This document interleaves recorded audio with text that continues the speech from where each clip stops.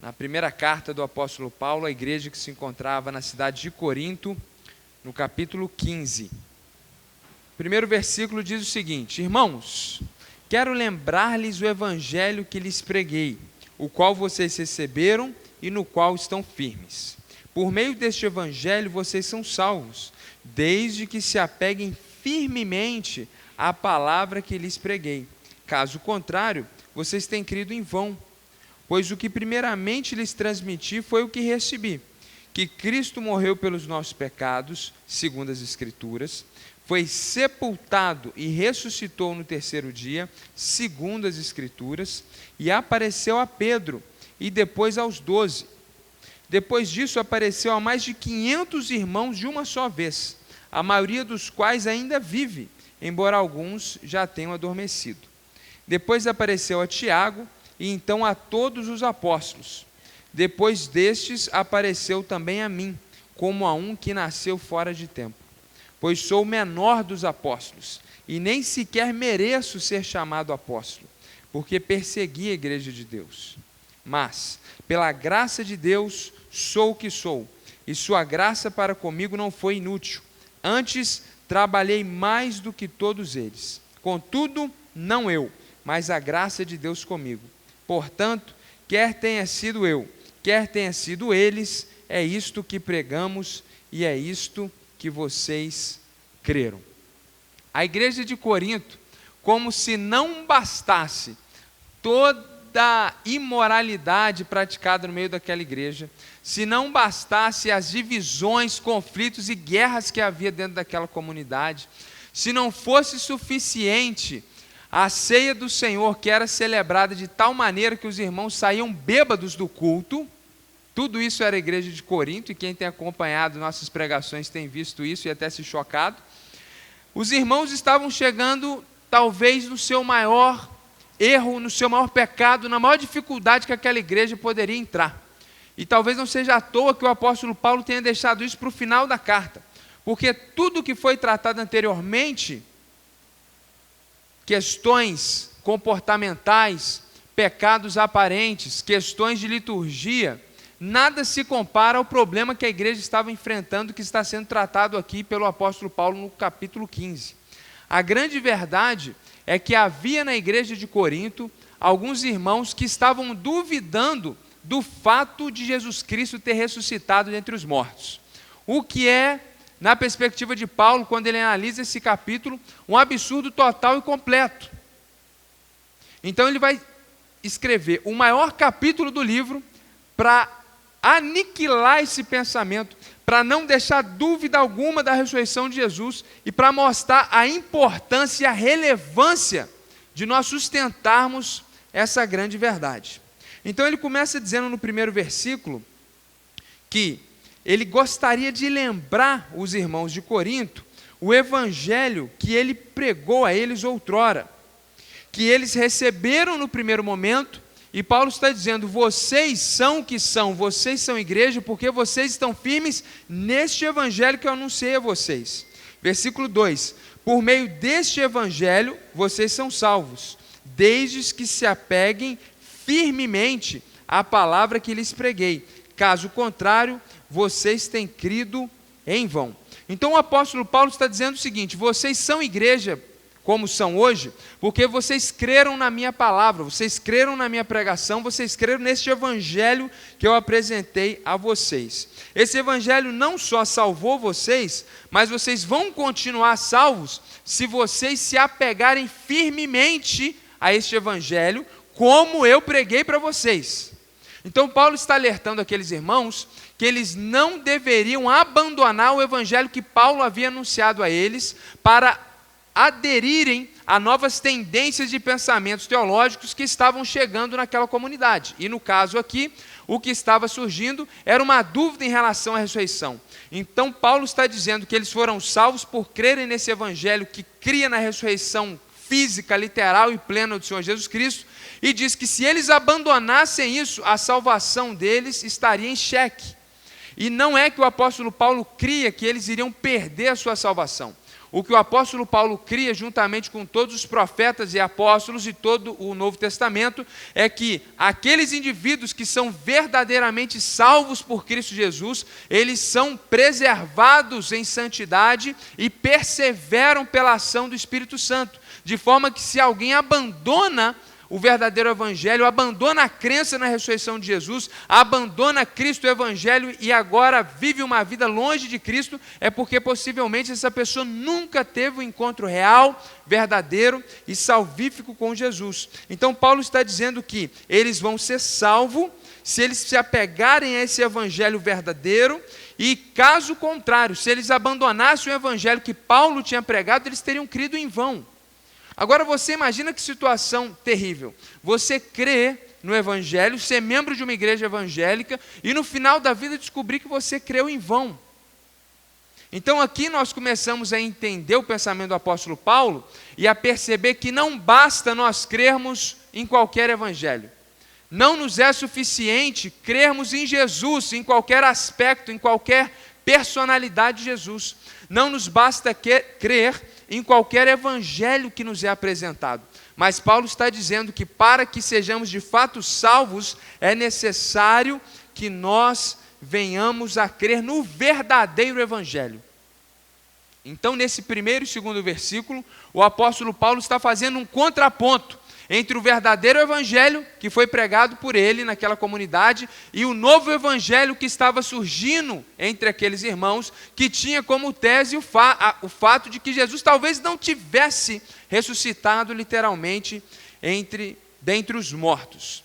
Aqui nós entendemos a necessidade da objetividade da nossa fé e do nosso evangelho. Eu gostaria de trabalhar essa palavra com você nessa noite. Quando nós falamos de objetividade, não estamos falando de termos objetivo. Nós estamos falando num contexto mais filosófico, fazendo um contraponto com a subjetividade. O que é a subjetividade? É tudo aquilo que é concernente a você, ao indivíduo, ao que você pensa. Quando nós falamos de um evangelho subjetivo, nós estamos falando de um evangelho que é o evangelho criado por você, o evangelho que é criado pela sua mente, é o evangelho que você acha que é o evangelho. Mas quando nós falamos de um evangelho objetivo, nós estamos falando de um evangelho verdadeiro, de um evangelho que não é refém dos pensamentos de seres humanos, mas um evangelho de fato que vem dos céus, está revelado na Escritura, é o evangelho de Paulo, é o evangelho dos apóstolos, e esse não pode ser adulterado. Então nós estamos aprendendo aqui com o apóstolo Paulo que para sermos salvos, não nos basta crer, porque muitas pessoas irão crer em vão. E eu quero desafiar você nessa noite, te confrontar. Qual é o evangelho que você tem crido? Porque algumas pessoas acham que por crerem nesse evangelho, eles estão salvos. Eles resolveram o seu problema com Deus. Mas a grande verdade é que se você não está crendo no evangelho de Paulo, no evangelho dos apóstolos, no evangelho da Escritura, você está crendo em vão. Você está correndo um risco seríssimo. Então nós começamos essa mensagem chamando a sua atenção para esse fato de que nem todo Jesus que é apresentado é de fato o Salvador. E nem todo evangelho que é pregado nesse mundo, e sobretudo no Brasil e no Ocidente, é coerente com o evangelho verdadeiro. E ele então prossegue a partir do versículo 3, deixando bem claro o que era o evangelho e no que ele estava fundamentado. Pois o que primeiramente lhes transmiti, Paulo está dizendo, foi o que eu recebi. Paulo está dizendo, o evangelho que eu preguei para vocês não foi inventado por mim. O evangelho que eu ensinei para vocês foi aquele que me foi transmitido pela tradição cristã, pelos apóstolos, não é uma invenção da minha cabeça. Que Cristo morreu pelos nossos pecados, Cristo morreu literalmente, Deus veio na terra, não é qualquer homem, é o Cristo, é o ungido de Deus, é o Messias, é o Emanuel, é Deus abandonando a sua glória, se encarnando, vindo como homem, é Cristo que morre literalmente pelos nossos pecados, segundo as Escrituras. Isso foi profetizado no Antigo Testamento. Isso foi aguardado, esperado e anunciado no Antigo Testamento. Segundo as Escrituras, Deus viria e morreria no nosso lugar. Isso aconteceu. Não só isso, mas ele foi sepultado e ressuscitou no terceiro dia, também segundo as Escrituras. Isso estava anunciado, profetizado. O Antigo Testamento falava sobre isso. Ele ressuscitou no terceiro dia. Ele morre na sexta-feira por volta das 15h. E esse é contado o primeiro dia. O segundo dia é o sábado. E o terceiro dia, o domingo, ele ressuscita logo cedo, logo após a alvorada, logo pela manhã, mas é então contabilizado que ele ressuscita no terceiro dia. É importante nós entendermos essa contagem judaica do tempo, entendendo que mesmo ele morrendo na sexta-feira, 15h, isso conta o primeiro dia da sua morte, porque talvez na nossa perspectiva de tempo, a gente vai fazer uma conta e talvez a conta pareça que está um pouco estranha. Então, dentro dessa perspectiva judaica, nós entendemos isso claramente, que ele ressuscita ao terceiro dia, como foi profetizado. Depois que ele ressuscitou, ele apareceu a Pedro, depois aos 12. Aqui uma alusão aos 12 apóstolos, ainda que possivelmente isso seja uma forma quase que metafórica de Paulo se expressar, porque Judas Iscariotes, o traidor, já havia tirado a própria vida e não era mais contado, não estava mais vivo. Então essa forma de dizer dos 12 é um sinônimo para apóstolos. Depois disso ele apareceu a mais de 500 irmãos de uma só vez. Então havia 500 crentes reunidos e Jesus apareceu para todos eles. Então havia testemunhas oculares da ressurreição de Jesus, a maioria dos quais ainda estão vivos, embora alguns já tenham adormecido. Nós vimos aqui hoje na pregação de 1 Coríntios 11, que Paulo usa essa metáfora de adormecer, de dormir, como um sinônimo de morte. Então, daquelas 500 pessoas que viram Jesus ressuscitado, algumas pessoas já tinham morrido, mas a maioria estavam vivos, como testemunhas oculares da ressurreição. Depois ele apareceu a Tiago e então a todos os apóstolos.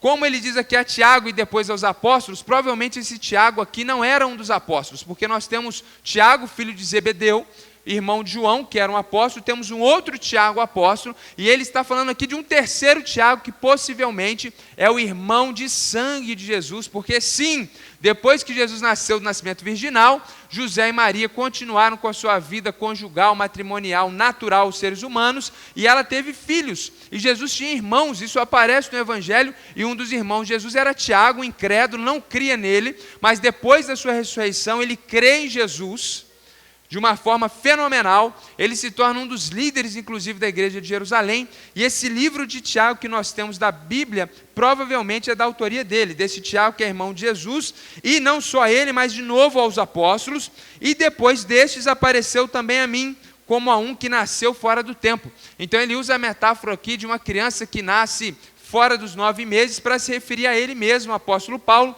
porque ele era um perseguidor da igreja. Ele não era contado entre os apóstolos, ele não foi chamado por Jesus individualmente, porque isso é que definiu um apóstolo. Jesus ter chamado o indivíduo pessoalmente para seguir, para andar com ele durante seus 3 anos e meio de ministério terreno. Paulo não passou por isso, mas depois de alguns anos, a igreja estava crescendo, Paulo perseguia a igreja, Jesus aparece para ele de uma forma glorificada e o chama então para uma grande obra, e nesse sentido, ele é considerado a partir de então um apóstolo, mas como ele diz aqui, não um apóstolo como aqueles, mas um apóstolo como que nasceu fora do tempo. Quando nós analisamos esses versos que nós acabamos de explicar aos irmãos, nós percebemos a ênfase do apóstolo Paulo na ressurreição. Ele está mostrando para nós que se nós não tivermos uma compreensão objetiva da ressurreição, o evangelho não subsiste. Em palavras mais simples, o evangelho não é evangelho se Jesus de fato não ressuscitou dentre os mortos. Eu já vi alguns irmãos dizerem, olha, não importa muito se Jesus ressuscitou de verdade ou não, o importante é que eu creio que ele ressuscitou. Se é simplesmente uma opção de crença na sua mente, se é uma ressurreição subjetiva, se é o que você crê que aconteceu, e não importa se aconteceu de fato, isso não tem valor nenhum. Porque se a nossa mensagem fosse uma mensagem de autoajuda, de fato isso não teria valor nenhum. Se a nossa mensagem fosse uma mensagem motivacional, de fato isso não teria problema algum. Mas tudo que nós somos, tudo que nós temos e tudo que nós fazemos é pela crença objetiva, por uma verdade indiscutível, de que Deus veio à terra, morreu enquanto ser humano e ressuscitou ao terceiro dia. Então a ressurreição é o centro do evangelho. A ressurreição é a base e a sustentação da nossa fé. É por isso que ele diz que ele morreu segundo o Antigo Testamento, foi sepultado e ressuscitou segundo o Antigo Testamento. Ele está dizendo, o que aconteceu com Jesus foi pré-anunciado no Antigo Testamento, e depois ele começa a citar uma série de episódios históricos, quando pessoas viram Jesus ressurreto. Ele está enfatizando, Jesus de fato ressuscitou. Nós sabemos pelos evangelhos que Paulo aqui não está fazendo uma análise historiográfica, registrando efetivamente todas as pessoas por ordem que o viram, porque aqui ele omite inclusive as mulheres e outras questões, mas ele está enfatizando o número de pessoas que de fato viram Jesus ressuscitado, para nos mostrar a importância da ressurreição. O que acontecia com a igreja de Corinto? Eles estavam negando que Jesus tinha ressuscitado. Eles pensavam que era impossível um homem ressuscitado entre os mortos. Os coríntios, cheios de filosofia grega, da ciência da época, eles olhavam para essa história e diziam, olha, nós temos visto o sobrenatural, nós gostamos dessa ideia de céu, de perdão de pecados, mas um homem ter ressuscitado entre os mortos, será que isso de fato aconteceu? E a minha pergunta para você é, o que você acha disso? Como que você avaliaria essa postura da igreja de Corinto? Você acha razoável? Você acha correto o que aquela igreja estava fazendo? Abandonando a certeza da ressurreição de Cristo Jesus? O que você acha disso?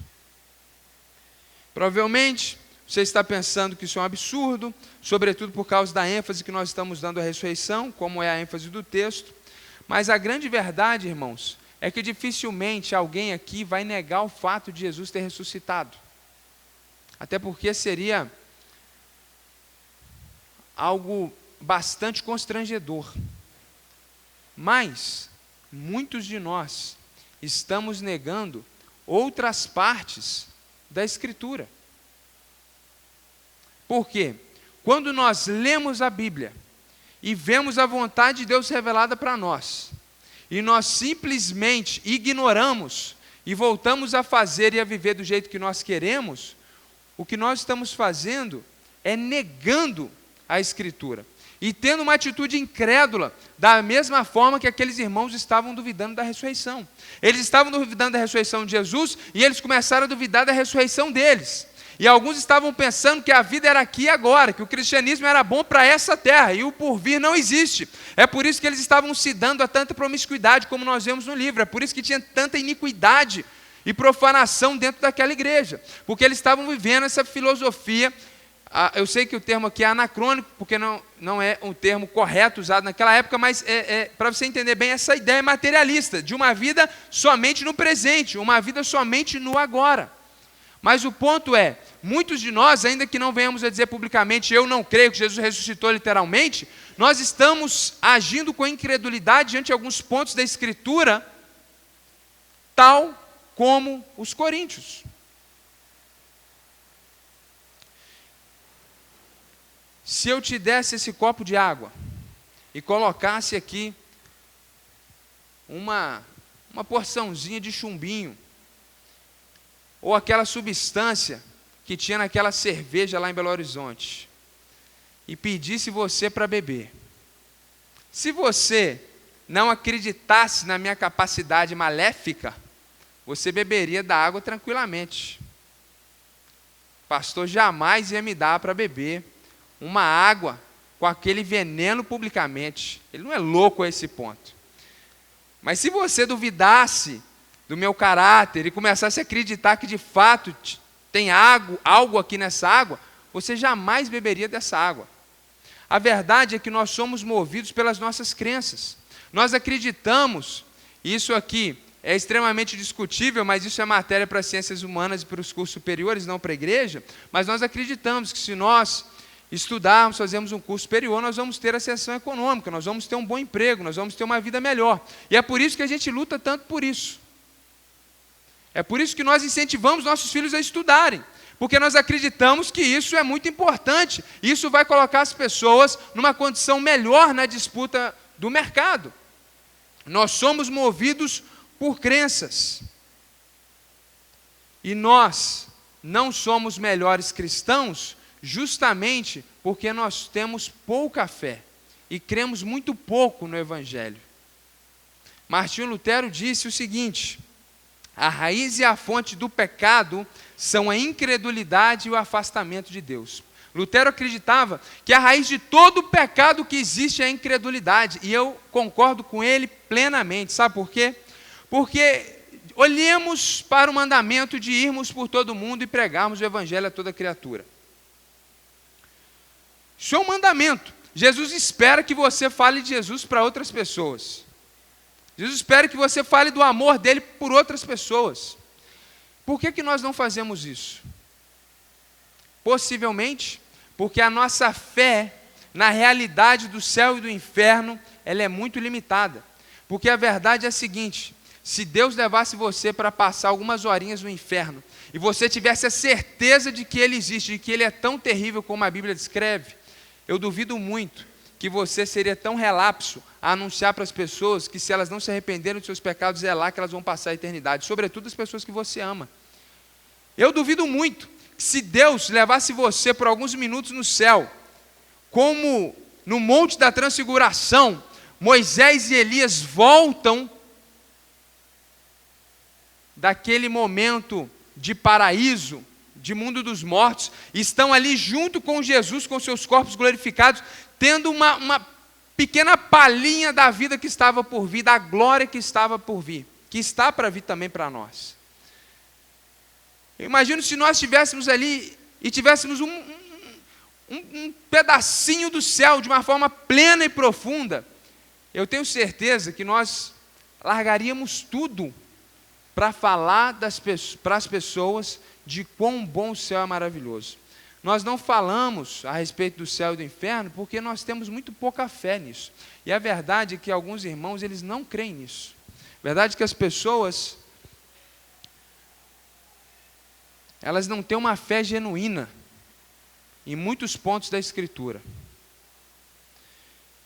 Se nós acreditássemos de fato que Deus é bom, que Ele é suficiente para nós não trataríamos Deus como um apêndice em nossas vidas e buscaríamos em tudo mais os prazeres e a satisfação da nossa existência. A gente buscaria em Deus a nossa suficiência, a nossa alegria, a nossa satisfação, a nossa felicidade. Mas porque nós cremos que Ele é insuficiente, nós buscamos em tudo mais que temos nesse mundo. Então a raiz da incredulidade que havia na igreja de Corinto, que fazia com que eles duvidassem da ressurreição literal de Jesus, fazia também com que eles duvidassem da própria ressurreição de seus próprios corpos. Essa incredulidade se manifesta na igreja de Cristo ao longo da história de formas diferentes. E a verdade é que, infelizmente, nós estamos também muitas vezes olhando para a Escritura e tendo uma fé, para não chamar de incrédulo e não ser, talvez aqui, incoerente com a língua portuguesa, eu vou trabalhar então com essa fé subjetiva. É isso que nós temos. Não uma fé objetiva, não uma fé que é baseada na verdade, não uma fé que está acima de nós, mas uma fé subjetiva. Olhamos para o Evangelho e criamos um Evangelho que seja confortável a nós. Deixamos de reconhecer que somos imagem e semelhança de Deus e criamos um Deus à nossa imagem e à nossa semelhança. Um Deus que existe para a nossa satisfação, um evangelho subjetivo, uma fé subjetiva. Essa fé é insuficiente para qualquer coisa, inclusive para a sua salvação. Essa fé, que é a fé que você criou, esse Jesus que você inventou, que não é o bíblico, que não é o que a Escritura diz para nós, ele não serve para nada. Então eu exorto você, por favor, pelo amor de Deus, não tenha simplesmente fé em Deus, isso não vai levar você a lugar nenhum. Inclusive a Bíblia diz que o diabo crê, ele tem fé de que Deus é um só que ele treme diante disso. Ele sabe que isso não é suficiente para salvá-lo. Todo muçulmano crê que existe um Deus único e que Jesus é um profeta honrado. Quando alguns missionários dizem que muçulmanos nunca ouviram falar no nome de Jesus, alguns falam isso por ignorância, outros falam com entendimento, mas o que eles querem dizer é que eles não conhecem Jesus como ele de fato é. Porque todo muçulmano já ouviu falar de Jesus, porque no Islã Jesus é um profeta extremamente honrado. Mas isso não significa nada. Porque crer em Jesus como um profeta honrado, ou crer que ele veio à terra, isso não significa nada. A fé que é exigida de nós é uma fé que nos leva a entregarmos a nossa vida a Ele, e nos reconectarmos com Deus, e viver tudo aquilo que Deus tem para nós. Então, olhando para esse aspecto da ressurreição, podemos aplicar em outras perspectivas de nossa vida, e entender isso, que essa fé subjetiva, ela é sinônimo de incredulidade. Crer naquilo que você quer crer é igual à incredulidade. Nós precisamos crer no que Deus deseja de nós. Nós precisamos acreditar na Escritura e crermos no Evangelho como ele é apresentado a nós. Como Paulo disse, não é o Evangelho que eu criei, é o Evangelho que eu recebi, é o Evangelho verdadeiro. Assim também nós não cremos no que eu estou propondo, ou que outro pastor está propondo, mas aquilo que é bíblico, escriturístico e histórico. Tudo que eu prego para os irmãos, nada é invenção da minha cabeça. Nenhuma interpretação que eu trago foi eu que interpretei. Ela tem embasamento histórico. Os homens da história, da igreja, concordavam com o que nós estamos dizendo, na sua maioria. E caminhando para o final, o verso 9, o apóstolo Paulo diz: pois eu sou o menor dos apóstolos, e nem sequer mereço ser chamado apóstolo, porque persegui a igreja de Deus. Então Paulo, antes de se converter, ele era um perseguidor. Ele acreditava que Deus tinha os cristãos como hereges, e Deus queria dele perseguir, matar os cristãos, porque ele acreditava que crer em Cristo era uma heresia terrível. Então, no momento de perseguição, indo a determinada cidade para prender cristãos e possivelmente matá-los, Jesus se revela a ele de uma forma sobrenatural, numa visão, uma coisa transcendental. Ele está andando de cavalo e de repente Jesus aparece num clarão e fala com ele: por que você está me perseguindo?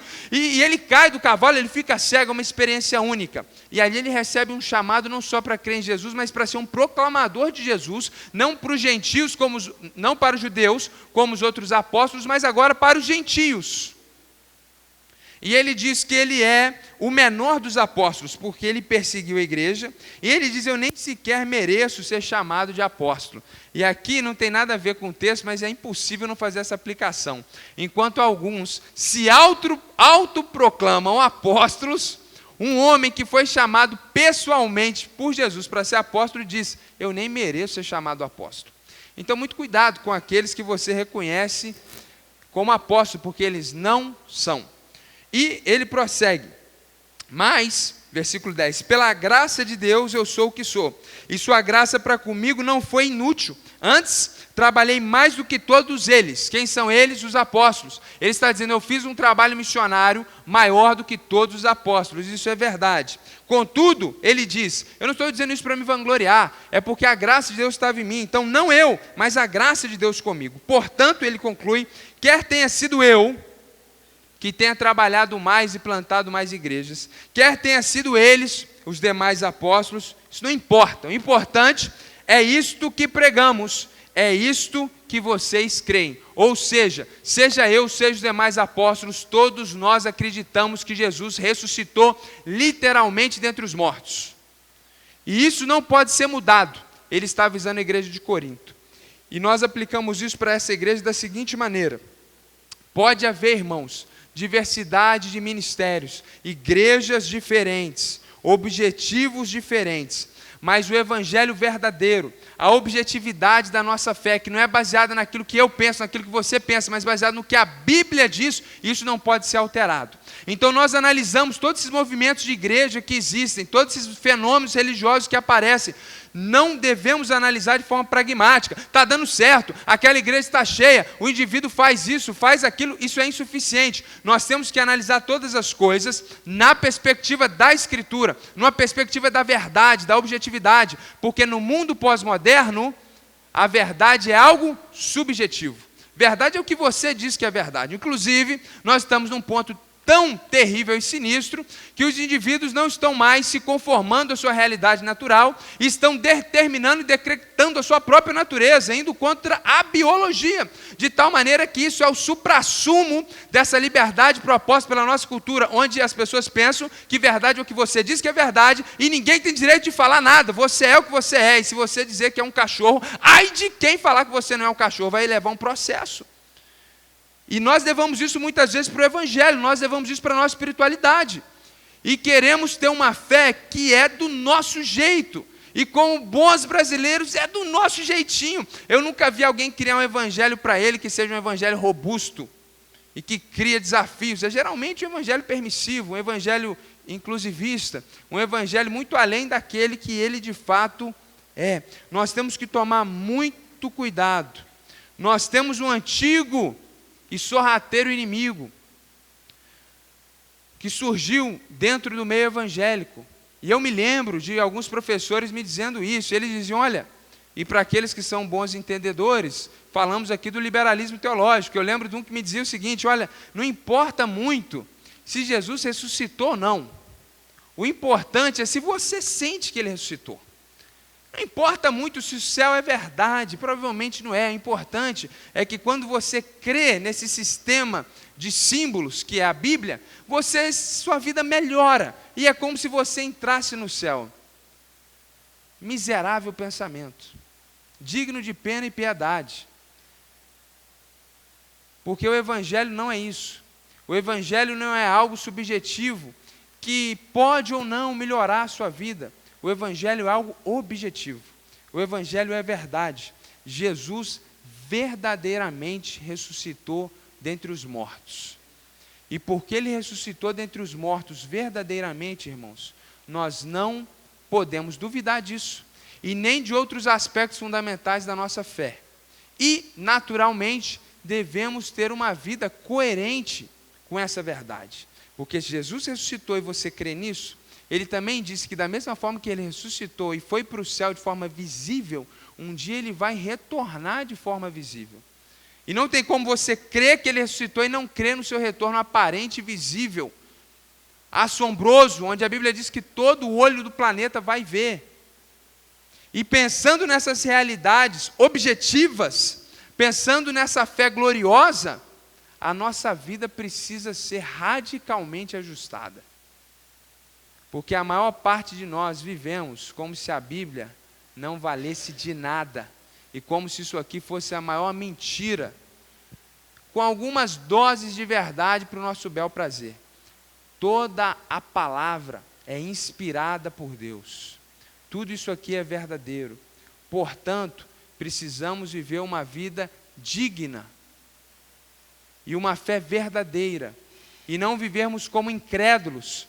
E não crermos somente no que nos é favorável. E não crermos somente naquilo que me toca, na parte que Deus me abençoa. Mas crer também na parte que Ele disciplina. Não crer somente que Ele é amoroso, mas que Ele também é justo. Não crer apenas que Ele tem um projeto para a sua vida. Mas crer também que esse projeto não é para a sua satisfação, mas é para a glória dEle. Porque dEle, por Ele, para Ele são todas as coisas. E que o centro do universo não é você, mas é Cristo e a sua glória.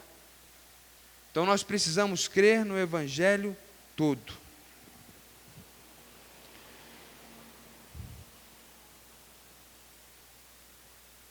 Irmãos, a eternidade é logo ali. A nossa vida, ela passa como um sopro, quando nós comparamos com a eternidade. Mais cedo ou mais tarde, você será levado aos céus por dormir nessa terra, ou você será transformado com o retorno de Jesus. Ou você não crê nisso, e eu respeito você, ou você crê nisso, na ressurreição e no Evangelho, e vive de uma forma digna dessas verdades. E não pode ser uma fé subjetiva, uma fé frouxa, uma fé que nós temos para mostrar para as pessoas, mas uma fé verdadeira, genuína, que impacta e transforma as nossas vidas. E eu termino trazendo o exemplo de quando Jesus apareceu logo no primeiro dia da ressurreição, se não estou enganado, creio que não estou, em relação às datas. Quando Jesus apareceu no primeiro dia para os apóstolos, faltava Judas, o Iscariotes, que já tinha possivelmente até tirado a própria vida, e também faltava um dos apóstolos. Quem era? Tomé. Jesus aparece, conversa com os discípulos, e quando Tomé chega, nós não sabemos onde ele estava, eles contam: Tomé, Jesus, cara, ele falou mesmo e ele ressuscitou, é verdade. Imagina a alegria dos caras. E Tomé fala o quê? Só se eu ver e se eu tocar. Vocês estão malucos. Isso é hipnose coletiva. Isso é histeria coletiva. Não existe isso. Vocês viram como ele morreu na cruz? Ele estava enganado. Ele não acreditava. Por isso, a vida dele continuou da mesma maneira. Nada mudou. E de repente eles estão ali reunidos e aí Jesus aparece de novo. E Jesus, na sua onisciência divina, ele diz: Tomé, estava duvidando que eu ia ressuscitar, toca aqui do lado, vê se não fui eu. Tomé viu, e quando ele viu, ele creu. O que acontece? Ele se ajoelha, ele cai prostrado e diz: Senhor meu e Deus meu. A vida dele mudou, porque ele creu. E Jesus disse: bem-aventurado aquele que crê sem ver. Bem-aventurado é aquele que tem a sua vida transformada, porque mesmo sem ver Jesus ressurreto, crê nessa verdade central do Evangelho e tem a sua vida transformada por isso. Deus veio na terra, na pessoa de Cristo Jesus, morreu e ressuscitou ao terceiro dia. Se você crê nisso, Ele vai transformar a sua vida, perdoar suas ofensas, os seus pecados e te dar um caminho novo.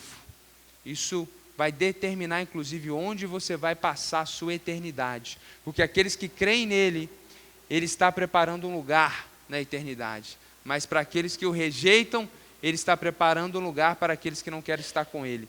E nesse tempo presente, podemos viver entorpecidos pelo trabalho, pela Netflix, por demais prazeres nesse mundo e vivermos sem a presença de Deus. Mas o inferno é o lugar onde nós não teremos subterfúgios, onde nós não teremos analgésicos tão pouco entorpecentes, de maneira que será você e a ausência de Deus. E isso te gerará um sofrimento como você nunca teve e eternamente. Portanto, creia no Evangelho, porque o Senhor tem preparado lugar para você. A ressurreição de Jesus não foi um fato isolado na história, mas é o início da restauração de todas as coisas. Ele é chamado pela Escritura como o primogênito dentre os mortos. Ele foi o primeiro, e todo aquele que nele crê, ainda que morra, viverá. Nós também vamos ressuscitar e vamos viver eternamente com eles. Portanto, creia no Evangelho e creia na ressurreição do Senhor. Feche seus olhos, quero orar por você.